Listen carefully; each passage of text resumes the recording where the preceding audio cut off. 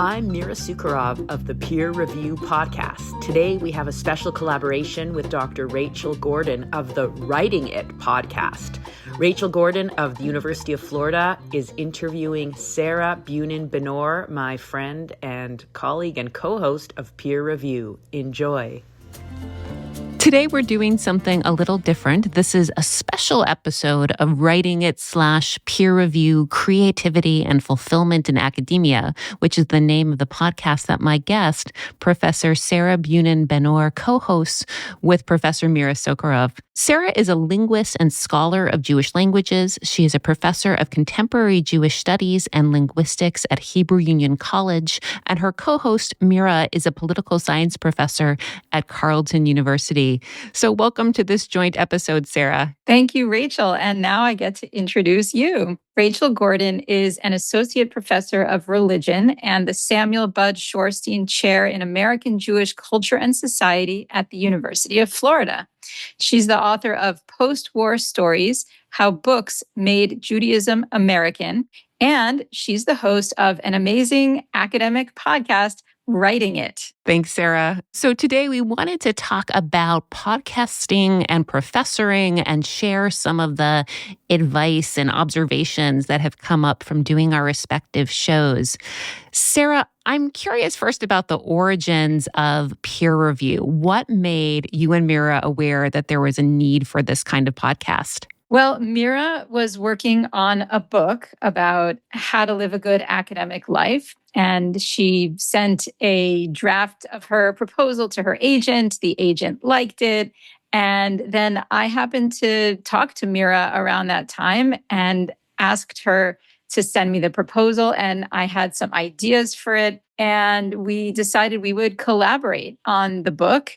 And then as part of the process of preparing to write the book, we decided to do a podcast because we thought it would be a great way to find out how people see their academic life as fulfilling and what changes they've made to become either more productive or to understand productivity as not a central driving force, or what changes they've made to become more fulfilled.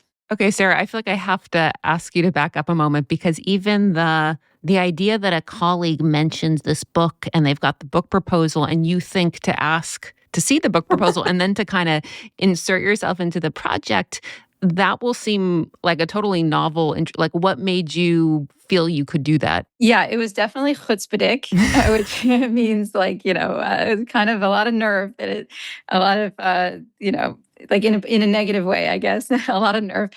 I realized that the things that she was going to be talking about in the book were things that I had thought a lot about. And also Mira and I had a lot of conversations about the topics in her book. And since she is a friend of mine, I felt comfortable suggesting this, but I did so in a way that was, totally open to her saying, no, like this is just a crazy idea. Feel free to say no. And she was interested in my input and in collaborating. And I'm just curious, were you always the kind of academic who kind of had the courage and creativity to imagine that possibility, or did you become someone who was more likely to do that? I don't know. I mean, I have ended up in collaborations with colleagues several times. Sometimes they invited me, sometimes I invited them. I guess this is the first time that I inserted myself into a project that was already being planned. But yeah, I guess it is a little weird. I mean, it's really, I think, opens us all up to the possibility that maybe we can, enter collaborations in different ways. Your show starts from the premise that academia needs a wellness boost, you guys say. What were you noticing about academia that made you feel that need? Well, so many of our colleagues feel insecure or inadequate. Maybe they think that they haven't achieved as much as some of their colleagues. They have that kind of envy. And we also noticed a lot of structural pressures, like not enough funding in universities, too many other responsibilities besides research, and an epidemic of loneliness and isolation. We felt like academia is sometimes a double-edged sword. It's there's a lot of unstructured time, which can be really good, but also difficult for a lot of people and lead to people never really feeling content. And in particular, I remember a colleague, when I asked what is the title of the book that she was working on, she said the title. And then I said, and is there a subtitle? And she said, yeah, the subtitle is I Don't Give a Shit. And and I thought, what? That's crazy. You're working on a book and you really don't care about it. You can say that. And so I felt like that kind of thing shouldn't happen. That people should be working on things that they care about, and that they should be more fulfilled in their jobs. And so I sort of felt like I had done a lot of work on my own academic activities. And I worked with a coach, and I worked with a spiritual director who is kind of like a coach, but from a more spiritual perspective. And those people really helped me to feel more fulfilled in my own academic life. So I thought I wanted to share what I learned with others. And I feel like Mira had a similar experience. But now I want to ask you the same question. Tell us about the origins of your podcast, Writing It. Thank you. Writing and publishing the first book, so many kind of unexpected things happened. And I spoke with a lot of senior colleagues at my university at UF and elsewhere who would say, I've published like 8 books and I still don't understand what goes on in publishing or how this all works. And other things would come up as I was kind of investigating just sort of my publication options, and realizing a lot of my colleagues who had much more experience also did not understand why so-and-so had changed publishers or gone trade, or why this person was using an agent, although they were actually only being published at university presses, and most of us don't use agents for those reasons. So all sorts of different routes that seemed interesting, and just I felt like none of us were really talking and there wasn't enough sharing going on. So it was a desire to make all of that mysterious stuff, which is so central to our careers, as is just writing in general, more a central conversation that everyone could be part of. And tell us a little bit more about your own academic background and how it relates to this. It seems like your book is about books. So how did you get interested in all that? I mean, I guess I've long been interested in writing and books and reading and just the business of books. Like I think I started listening to the New York Times book review podcast as soon as it started, whenever that, like I was in grad school, maybe in 2006 or 7, and just realizing I loved hearing about that world.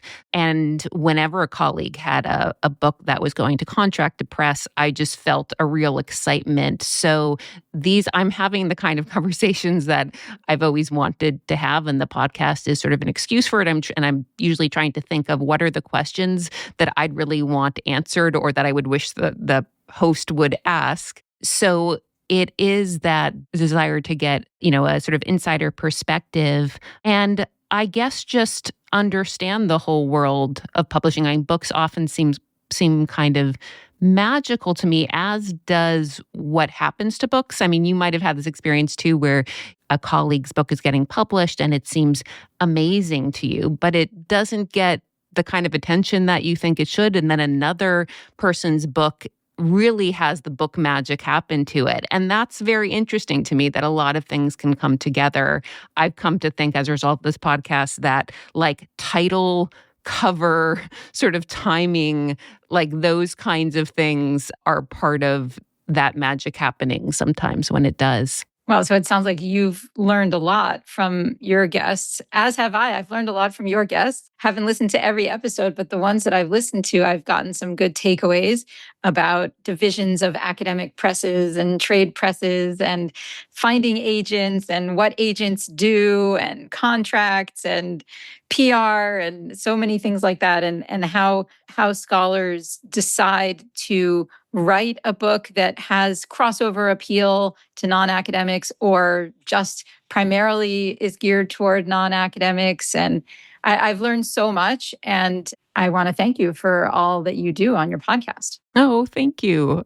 I'm curious with peer review if you are hoping to change something or make certain conversations more part of our profession. Oh my gosh, absolutely. So we often feel insecure or vulnerable, and we have challenges, we have setbacks, but we often don't talk about those publicly. And so we want to make those conversations public, and we want people to think about their academic life, their professional work, and their work, their life in general, in more holistic ways, to think more explicitly about the things that they can be doing differently.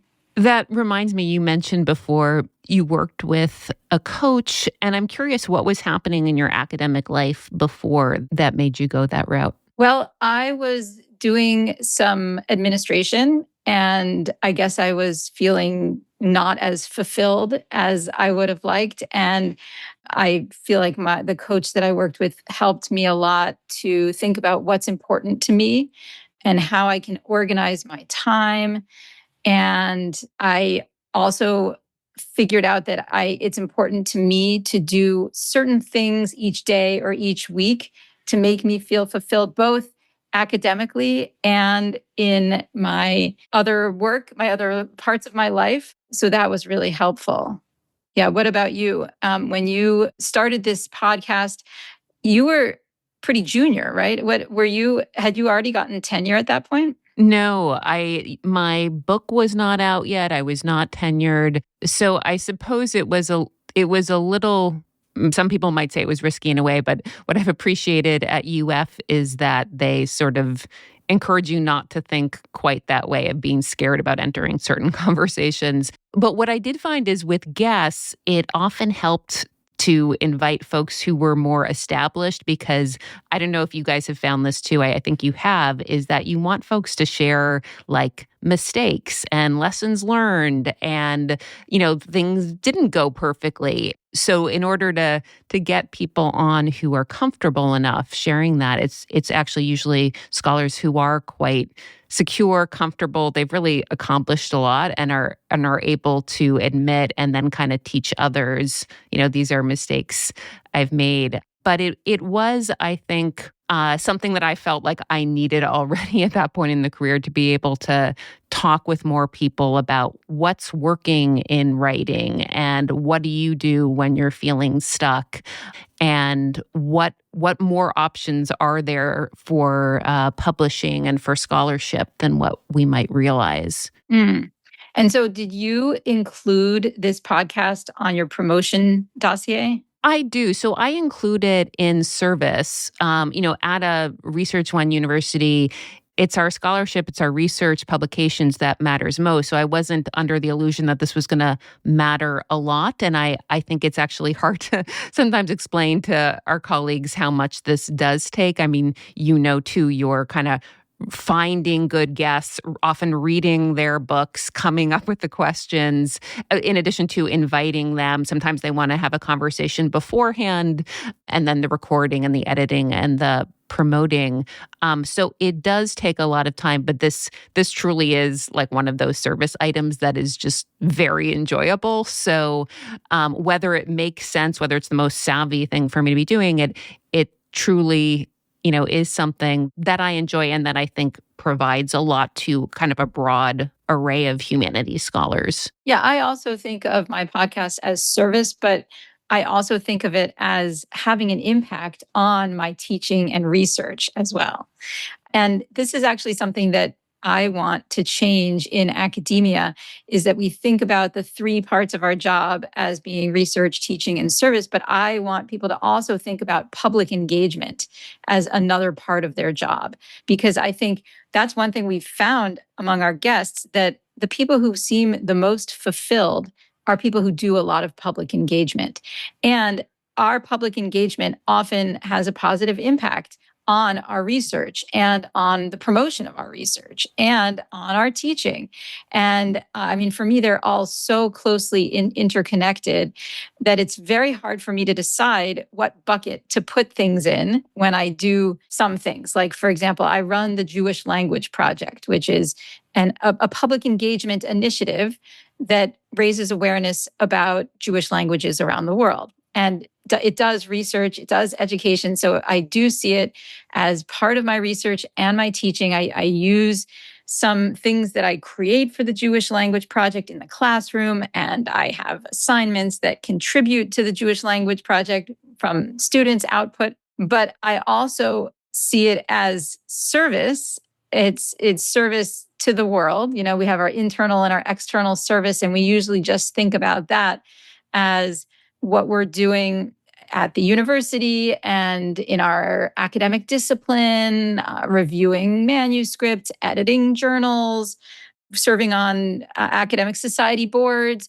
But I also think our public engagement is a service to the field because we're raising awareness in the broader world about our disciplines, and also just service to the world beyond our discipline, because what we're doing is, has the potential to have an impact on the world. Yeah. I mean, I think of how when we interviewed Nina Caputo, and she had done a graphic history, I should say, in the Oxford Graphic History series. And she shared how it was frustrating that her history department did not count that. It's helpful for other scholars to know, in fact, in part because it's like when that happens to you, it's always helpful to know you're not alone. But also, in what she was saying and in what a few other guests were saying, when we're in a position to change that, to know that there's a desire for what counts to be changed. Because I think some folks have been successful at getting changes in what counts for publication. Yeah, but it's a slow process. Yes. How do you decide who you're going to interview?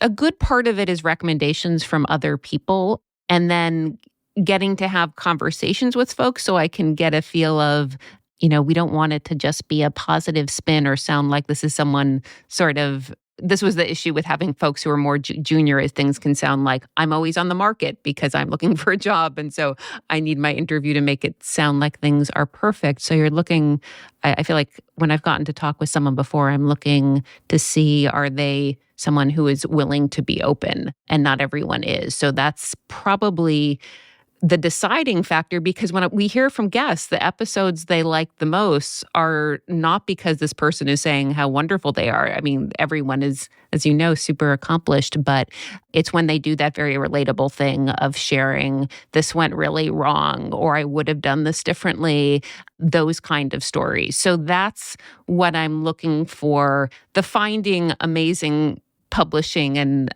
writing stories that's not as hard. Yeah. What are you guys looking for? Well, we interview scholars, experts, and coaches.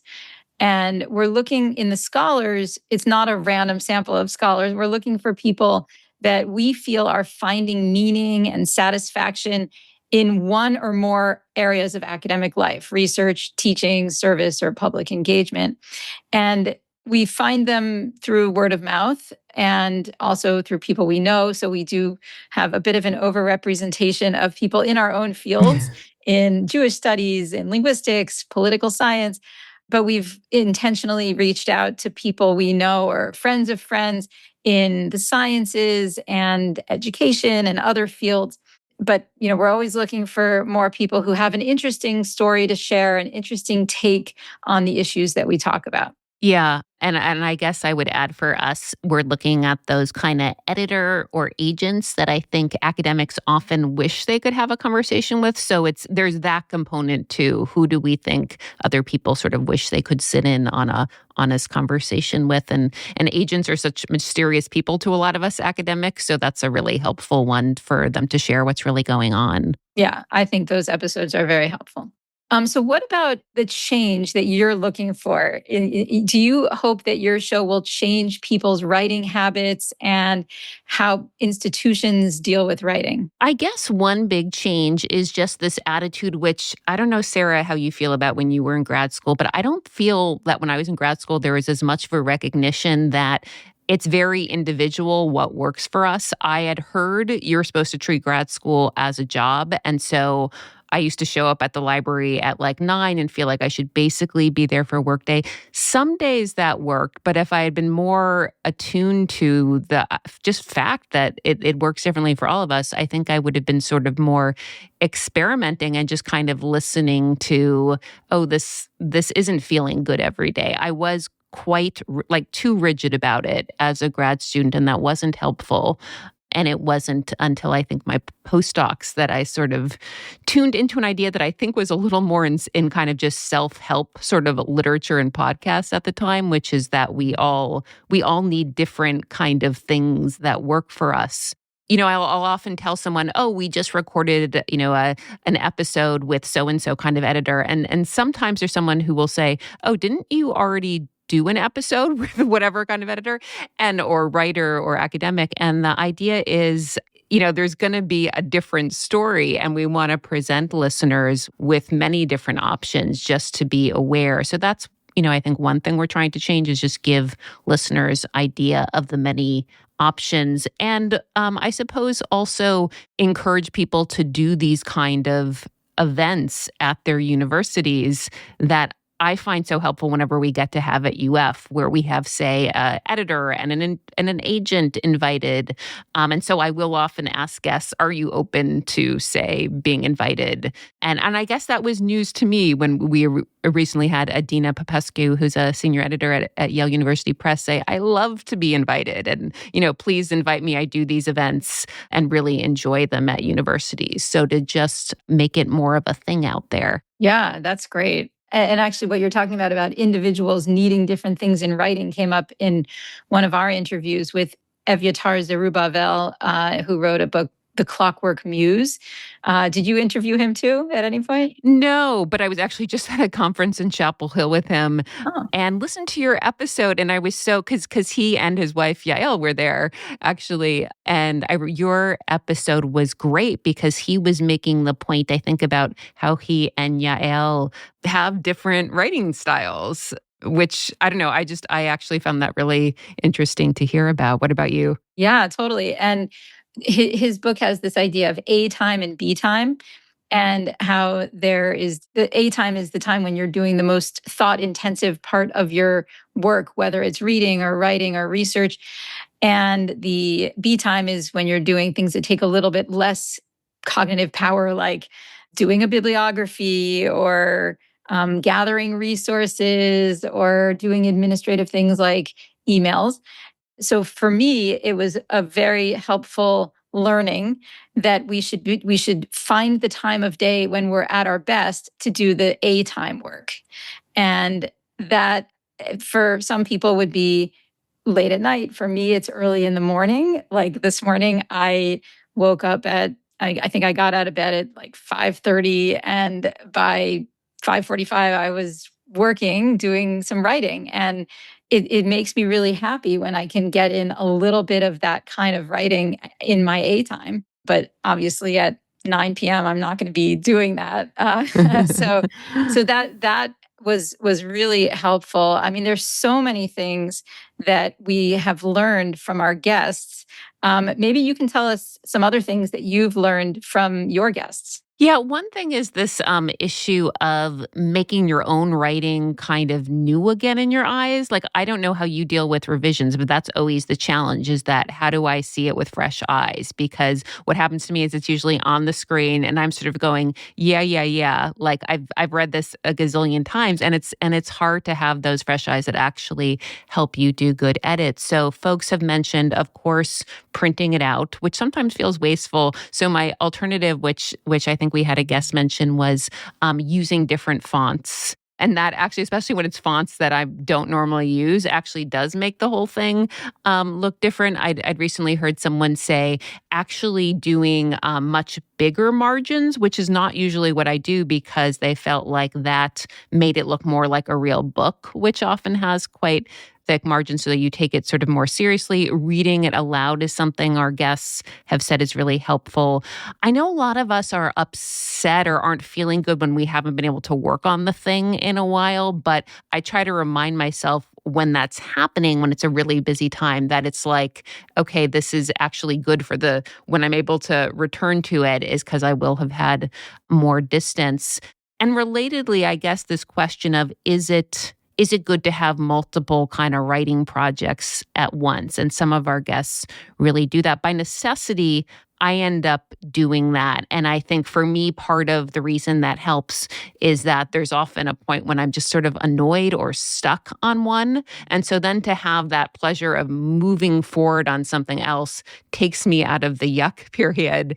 And then it's just easier to come back to something while I've been in momentum on something else anyway. Do you do multiple? How are you on that question? Oh, yes. I'm always working on many projects all at once. And if I'm not interested in working on one, I do, I guess, what I call productive procrastination, which is working on something else that I also need to work on, or that I also want to work on. It's very hard for me to just do one thing at a time because I have so many ideas. And that's something that I've learned from one of my podcast interviewees. I think it was Allison Miller, maybe, which was that I should really prioritize, just like students have to line up in kindergarten.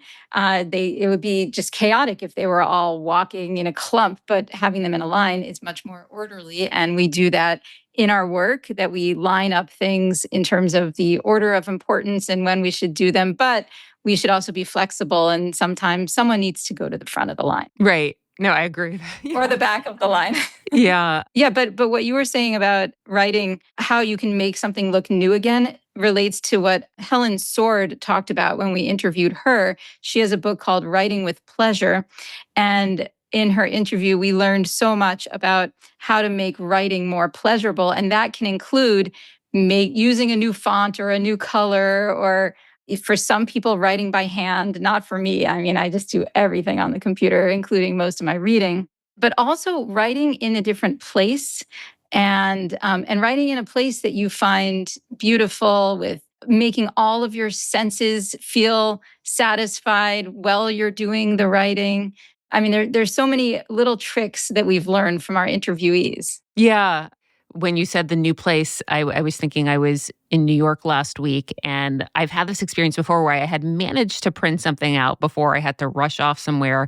And so I had that experience of editing the printed thing on the bus, which I've always loved, because it's just this feeling of movement as I'm going. And also, I'm one of those people who it's actually good to have shorter periods of time. I think I get a little nervous when I've got this huge amount yawning out in front of me. So I know many of our guests, and we got to talk to Helen Sword too. And you're right, she was great about this, describing that pleasure. Paul Silvio, who wrote a book called, I think it was something like How to Write a Lot. He's an academic, also talked about just the importance of making writing really routine and boring, as in not having these high expectations. But it's sort of the brushing my teeth thing I do regularly, slotting it in that way. And it might be a pretty small amount of time, but that's often feels like less pressure. So for some of us, that works really well. Absolutely. So it sounds like those are things that you want individuals to change. And in terms of things you want institutions to change, it's basically having workshops about how to do this kind of writing. Are there any other changes that you would like universities to make? One that our university did here is we have these kind of writing retreats, which I know work well for a lot of my colleagues in the humanities, where Florida has a lot of beautiful places. So we have these kind of centers where there's a lot of space outside where you can be working and then eating with your colleagues too. So it's just sort of a nice day at this retreat center. And this is not for everyone. Not everyone likes to write in company, but I do think sponsoring those kind of days where where writing can just be less lonely because you're doing it with your colleagues and have some time to talk with them about what you're working on. Those are really nice too. I love that. And that's something we've found in many of our interviews is the importance of social connection, not just for writing, which is such a solitary thing, but for sharing ideas at academic conferences and with colleagues individually and on social media. So much of academia is done on an individual basis, but involves interaction with others, like you're citing other people and you hope that other people will read your work. And actually, that's another thing you can do to make your writing look new again, is to read it from the perspective of a particular audience member. So a lot of my work is interdisciplinary. So sometimes I'll read it from the perspective of a linguist who knows nothing about Jewish studies, or from a Jewish studies person who knows nothing about linguistics. And then I catch things that I might not have otherwise caught. Along those lines, I'm curious that it's a great point you mentioned having different kind of readers in mind. Do you regularly get to show your writing to different colleagues, from different perspectives? I don't do that so much. Like I don't send things to people before I publish it. Maybe I should do that more. But I'll sometimes ask particular questions and maybe send them a paragraph and say, is this right? Or what did I miss? But I do sometimes, after I publish something, send it to different scholars, and maybe I'll send them a different email if they're in different fields to explain why I think they might be interested in the attached article. So generally, before a thing is published, are you sharing much, or do you find that's not particularly helpful in your process? Oh, I share at conferences, but not on an individual basis. But yeah, conferences are so important. I love conferences, and I guess that's because I'm an extrovert. Not everyone loves conferences, but I find them so useful. The social interaction in the hallways, but also the engagement in the panels, especially in round tables. I think those are much more productive for academic ideas. You get ideas from those that you wouldn't necessarily get if you weren't in conversation. Yeah, I've been a fan of that format too. They're kind of more rapid, dynamic. Exactly. I'm also wondering, Sarah, do you think there are particular things that your podcast would be able to be helpful for an earlier stage academic? Definitely. Well, one is, don't think that you're the only one who's insecure, because everyone's insecure. And hopefully that will take the sting out of rejections. And, everyone has rejections. That's something that Mira and I do a lot on the podcast, is we talk about our own failures and, rejections, revises and resubmits, and, the things that we feel upset about and maybe wouldn't normally talk about. And so that's one big thing we want junior scholars to take away. Also, the importance of connection, finding community, finding mentors, and the importance of seeing what brings you meaning. Mm-hmm. In fact, we liked the idea that one of our guests brought of having, I think it was Anne-Marie Cagno. Although at this point, so many of our guests have said overlapping things that it's hard to pinpoint one person. But I think it was Anne-Marie who said, we should have a personal mission statement. What is my mission as an academic? And it could even just be also more broad than that. What is my mission in life? And thinking about that related to your own special talents or academic purpose. And to get to that point, it might be helpful to work with an academic coach to think through, what is my special purpose? What is my mission?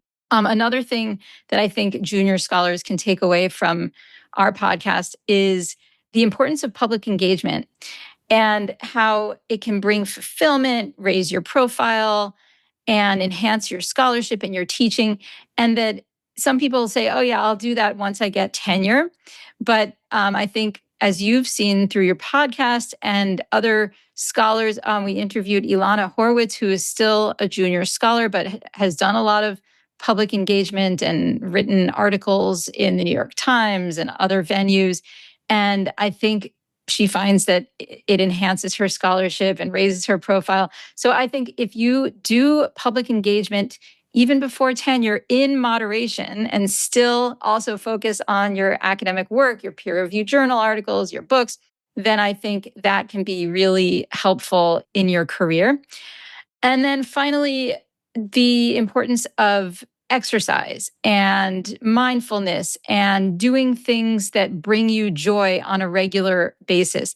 Some people in academia feel guilty when they do those things, and they even maybe refer to those things as a guilty pleasure, even like the TV they watch at night. It's my guilty pleasure. We want people to reframe that as not guilty pleasure, but as things that bring you pleasure, joy, contentment. These are important not just for your own pleasure, but even for your productivity. I feel like if you have a balanced life, you might even be more productive than if you were trying to avoid these things, especially the exercise. We've found, oh, this is a great concept that came up in when I interviewed Mira. She talked about the absent-bodied professor. Mm-hmm. Some people think of the absent-minded professor as a stereotype, but the absent-bodied professor is that we're always just sitting at our computer in a certain position, and we need to get into our body more. And so there are many ways to do that, not just through exercise, but through, well, I like cooking. That's one of my hobbies. And so for me, at the end of a day of working, I will often cook dinner and find that also a productive time for my own thinking. Or when I'm swimming or biking, I sometimes come up with ideas. In fact, I told you that today I worked from 5:45 a.m. And then when I took a shower at, 7:30, I realized that something that I had just written wasn't quite right. And so then I went back to the computer after that and fixed it. And it was, if I hadn't taken that break from my work to exercise and take a shower, then I probably wouldn't have realized that mistake. I so agree. I mean, when you were talking about, I think it was maybe with Evyatar Azrubabel's talk about sort of A and B kind of time, I also feel like through my conversations on the podcast, I've come to this understanding that my day has these different segments, and morning time, like you, for me, it's the writing, and sometimes it's also the exercise. And then afternoon, sometimes I can do a bit more work, but also maybe it's the walk, and the cooking or baking is also a hobby for me. And it's also, especially with the baking, it's then stuff I can give to other people. So it's more about relationships. And TV, I usually have a TV reading than bed, and that just feels essential. Like I don't even think of it as the guilty pleasure, even though I'm often watching what I think would be categorized as trash, but it unattaches me from the stuff that was going on in my mind, and it feels very essential. Yeah, totally. What about your podcast? Are there things that early career scholars can take away in particular? Like you, the relationship thing, I did not realize that when I was in grad school, and I think even my first several years after. And this is one of the things, hearing other people describe how crucial relationships have been. I'm thinking of Ellie Stern, Samira Mehta, really everyone. I mean, it's hard to think of someone who wasn't commenting on how having this network of other scholars who read their work or who knew someone to introduce them to.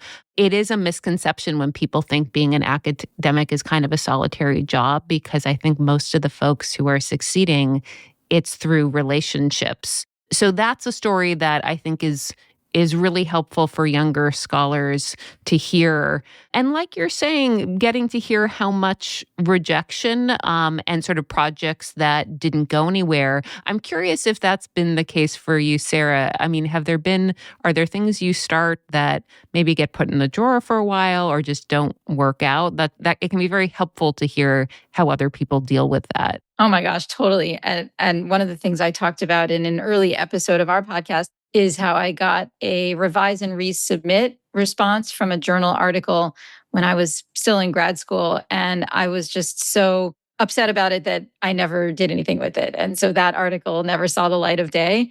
And that's a shame, I guess, but that's okay. That happens. And I think we all have things like that are just in the drawer, the metaphorical drawer.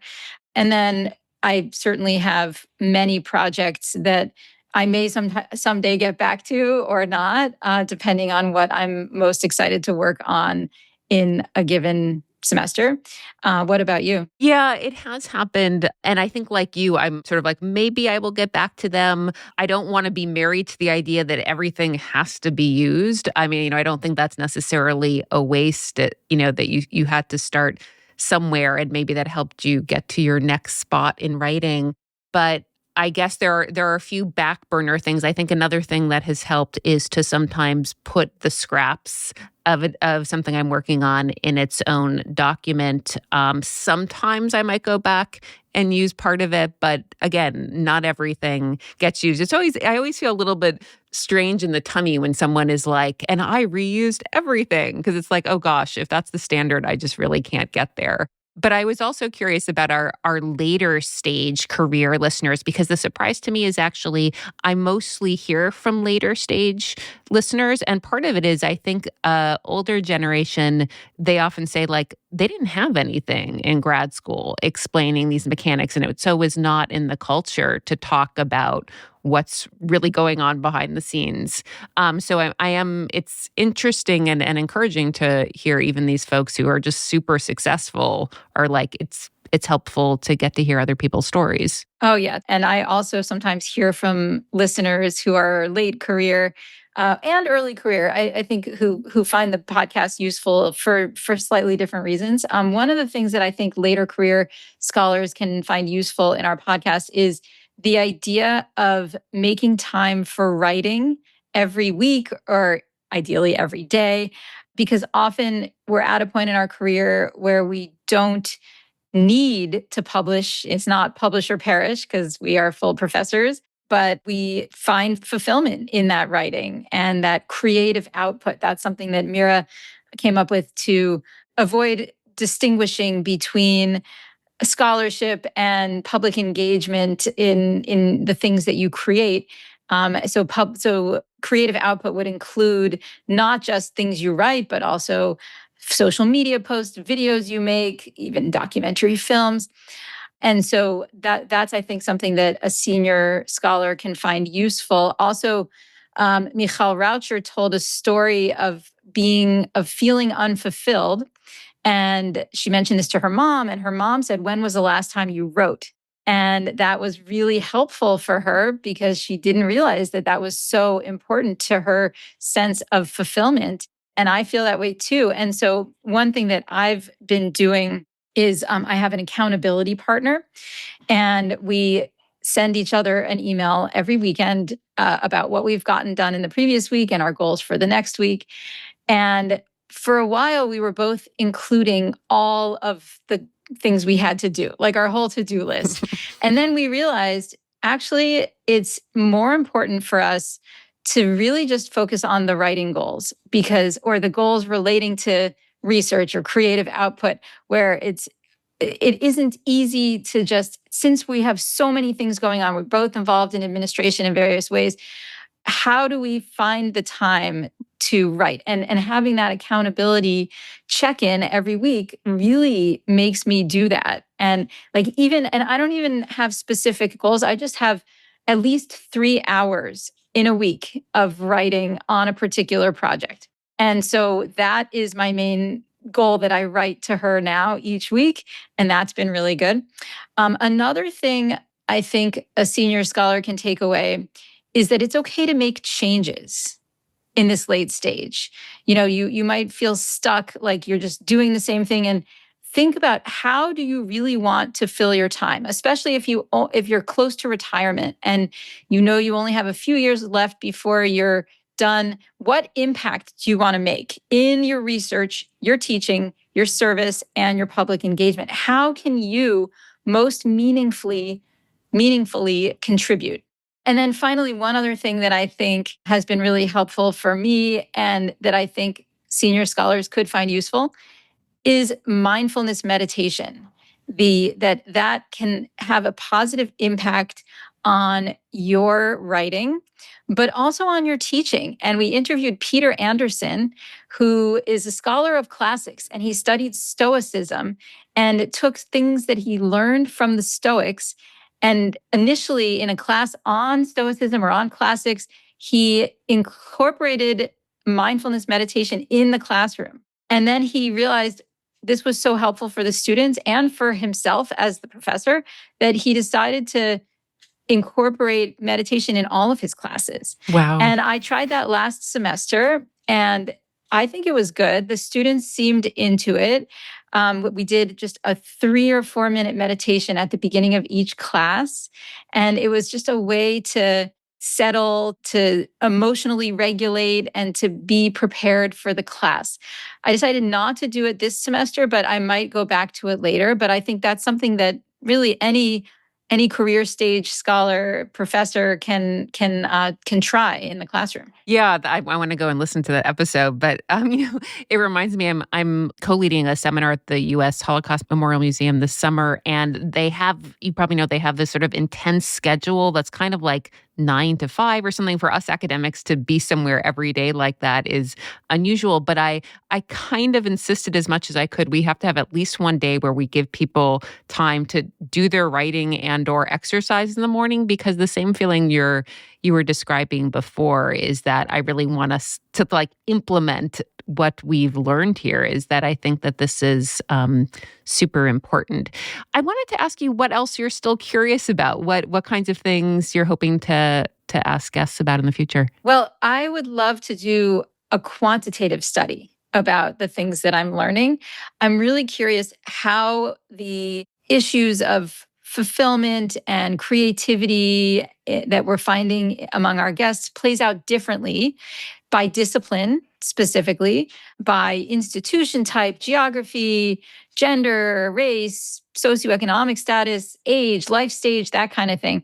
Like, do people who have young children at home have different experiences with time management? I mean, obviously they do. And with finding fulfillment in their work than people who don't have children or are empty nesters. And what difference does it make to have a partner who has a job that pays really well versus no partner, or a partner who has a job that doesn't pay very well? And like, how does that affect the decisions that people make? So I guess those are some of my questions. What about you? You've done so many interviews about writing. Do you have any questions that remain that you feel haven't been answered yet? I do. One thing is always in my mind, I haven't really gotten to ask about it yet, is kind of social media. Because I think there's a huge variety in how our colleagues deal with this. And because actually I'm not a big social media. Actually, Facebook is the only one I really do. I keep on forgetting to do anything on Instagram, but it is how I advertise the podcast. So I feel like I kind of need to be on for that.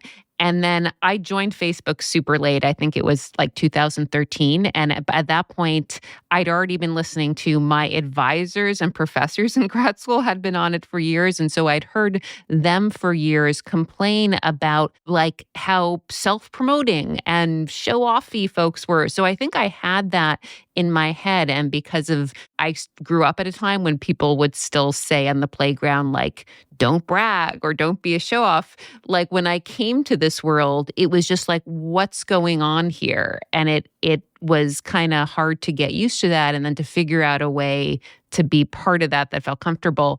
I do find social media helpful in, say, getting the word out, but also supporting colleagues. And I sort of feel like I'm not connected enough that I would know about many of these things without it. So I can't ignore that it has a need, but I also feel like it's a lot of noise, and I'm regularly able to really kind of stay off for days at a time, other than to say post a podcast. But then I feel that guilty thing of, well, I'm expecting people to kind of like or notice my thing. I should do that to some other people too. Like I'm always trying to figure out how I best want to handle this. I don't think all the emotions it's bringing are positive. And I guess it's that thing of, I don't want to be on either side of that, either annoyed at people for seeming so self-promoty or being that person who seems self-promoty. And so part of me would kind of love to get off, but it still has a role in my life. And I'm curious how folks are feeling about it. Yeah, I think that's a toughie. And I think it's changing. I feel like I actually copied and pasted a conversation from Facebook from several years ago. And I was just as data for a research project I'm doing. And I looked at that recently and I said, oh my gosh, it's changed so much. There were so many people who had participated in that thread that are no longer active on Facebook. And I feel like I'm less active on Facebook than I used to be. Instagram, I think, is more popular now, but I'm not so good at Instagram because you have to always post a picture or a video. And that's different than if I just wanted to post a little thought about something. So I think that's hard, but I think it's so important. So I'm glad that you're thinking about that. And I also am thinking about that in relation to self-promotion more broadly. Like one of our guests, Jennifer Van Alsten, talks about presenting yourself even in your bio. What bio do you give when people say, send me your professional bio? And suggesting doing something more creative and not just so-and-so is professor of so-and-so, of this field, blah, blah, blah. But something more creative. And I haven't done that yet, but I feel like I should. And even your faculty webpage and your social media presence, these are the kinds of things that I think universities should be training us in. Yeah, that's a great idea. Relatedly on these things that surround our writing, I guess I've always been curious too about, you mentioned exercise and so the body and also eating and consuming. Like to me, it's sort of hard to think about writing without coffee, but I think some people do it. And I'm curious what else people, are finding as good fuel. Yeah. Great questions. I should start asking, what do you eat? Right. Well, this has been really fun, Sarah. Thanks so much. Thank you. And I look forward to hearing this on both of our podcast channels. Yes. Thanks for listening to Writing It, the podcast about academics and writing, sponsored by the Center for Jewish Studies at the University of Florida. Visit our podcast description to find out how to contact us and send us your questions about academic writing and publishing. Follow us on social media at Writing It Pod and subscribe to us so you never miss an episode. The Peer Review Podcast is produced and hosted by Sarah Bunin Benor and Mira Sukharov. Talia Ehrenberg is assistant producer and editor. The music is written and performed by the Galactic Ambassadors. Support for this podcast comes from a faculty grant from Hebrew Union College. If you would like to sponsor an episode, you can reach us at peerreview@huc.edu. You can join the conversation on Facebook at Peer Review, Cultivating Creativity and Fulfillment in Academia. Thank you for listening.